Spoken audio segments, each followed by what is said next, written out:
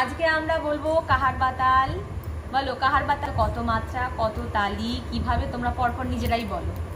কাহার বাতাল ৮ মাত্রা, ছন্দ ৪ ৪, বিভাগ ২টি, একটি তালি একটি খালি। প্রথম মাত্রায় তালি, পঞ্চম মাত্রায় খালি।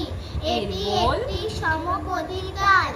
এর বোল ধা গে হাত তুলো। তে তে না কা হি না ধা দ্বিগুণ ধা গে তে তে না কা ধি না ধা গে তে তে না কা ধি না ধা।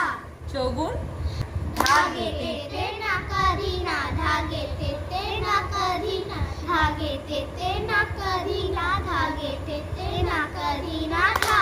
Very good.